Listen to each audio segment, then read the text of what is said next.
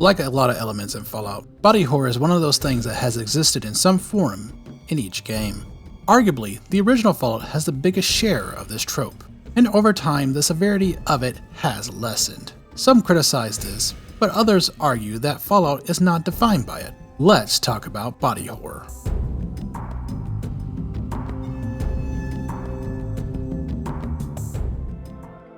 Body horror is a little hard to define because it's a pretty broad category with various examples and different subcategories. Perhaps it's one of those cases of you know it when you see it, although there's certainly a lot of people that confuse body horror and bloody horror.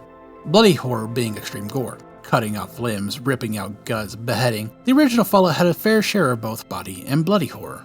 Now, when discussing body horror, the best way to describe it is unnatural anatomy. Extra eyes on a face slowly transforming into a new species entirely, a body moving in such an unusual way, or even cybernetic implants are various examples. It works because our brains are pretty much wired to view the body in a specific way. When something isn't how it's supposed to be, say an extra head, warning signals of something is wrong here starts going off. It just freaks us out on a primal level. So it's no surprise that if a game or movie really wants to put an exclamation mark on the terribleness of science or magic, they tend to borrow from this trope.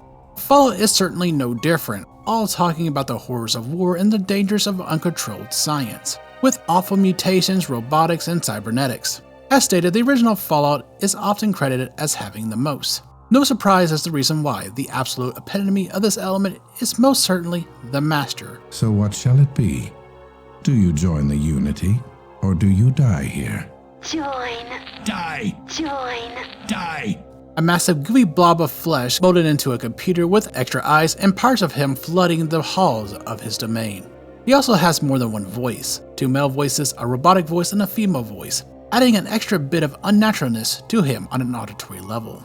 Of course, even if Fallout 1 is the game that has the most body horror in it, it's not the only one. Fallout 3 has its fair share. True that Fallout 3 ghouls and centaurs are arguably less grotesque than the ones in the original games, but many consider them to be perfect examples of body horror. And some would even consider the centaurs of Fallout 3 to be more horrific than the original interpretation. But perhaps that's a perspective thing. You don't really get an up-close and personal look with the centaur in the original Fallout. But you can see that they had 2 heads, one a dog, and tentacles coming out from the sides, as well as having 6 sets of hands. The ones in 3 in New Vegas, they have 1 head, tentacles coming from this mouth. They also have 6 hands, but 2 of them are useless and have to be dragged across the ground. Still gross, but probably not on the same level as the original. Still, without the mods that put classic centaurs in the game, most probably won't get a true sense of how horrible they actually were. This is a little bit of a different situation with ghouls. We get a very good look at how gross ghouls were supposed to be in the original Fallout thanks to Set. Exposed bone, folded skin, and patches of skin removed. Ghouls in Fallout 3 and especially 4 seem to really tone down the horror element to them, with many saying that they look less like zombies and more like burn victims. More so with Fallout 4. Still, the body horror of Fallout 4 ghouls do exist, especially with bloated ferals. It's just a lot lighter compared to the games of the past. And perhaps one could argue that the early synth models have a rarer, full mechanical touch of horror to them, though perhaps we are seeing something of a return to the grotesque forms. With Fallout 76, there are undoubtedly a lot of shared assets between it and 4, so ghouls and supermutants are about the same. There are, however, a number of monsters such as the honeybees that may fit. Large bees crawling through the dirt with a hive connected to their back, it does evoke some of these ideas. And while quite different from the floaters in Fallout 1 and 2, the floaters in 76 are undoubtedly pretty disturbing looking.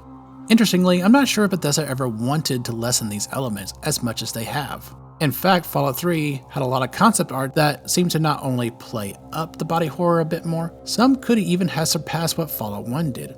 Dual centaurs much like the original, but with 2 human heads rather than the dog and human, another one with extra arms sticking out of the mound of flesh on its back, or this version of the abomination with several eyes flowing down a long tentacle for an arm, and a claw on the other, Brahmin with extremely large udders that they're forced to drag across a wasteland, or those with the abnormally large tongues and extra useless limbs.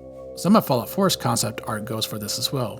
Again, bringing up the centaur which was cut for 4, the concept art really drives up the body horror element. With multiple faces, eyes, and even stalks, it's very gross looking, albeit incredibly different from the centaurs of 1, 2, 3 in New Vegas. One super mutant design gave them an extra unusually placed eyeball, and while perhaps not too terrible, but the Mole Rat Queen does have an extra pair of legs on her. Still, the final product of 3 and 4 are significantly toned down compared to some of their concept art, but that does raise a question. Is body horror really necessary for Fallout? There's probably two trains of thought. On one hand, Fallout was founded with such a trope in mind. After all, the Master is the original main antagonist and is often considered to be the pinnacle of what a Fallout antagonist should be. He represents the problems of war and unfiltered science, along with zealous ideology and motivation. While not every big bad necessarily needs to be like the Master, some of his concepts do represent Fallout at its core, namely the fact that you can deal with the Master in multiple ways through combat, stealth, and speech. But what about physical appearance, the grotesqueness of him? Should that be sprinkled throughout future titles? Perhaps not on the same level, but other characters and creatures are quite horrific and arguably represent an original idea that should be kept to.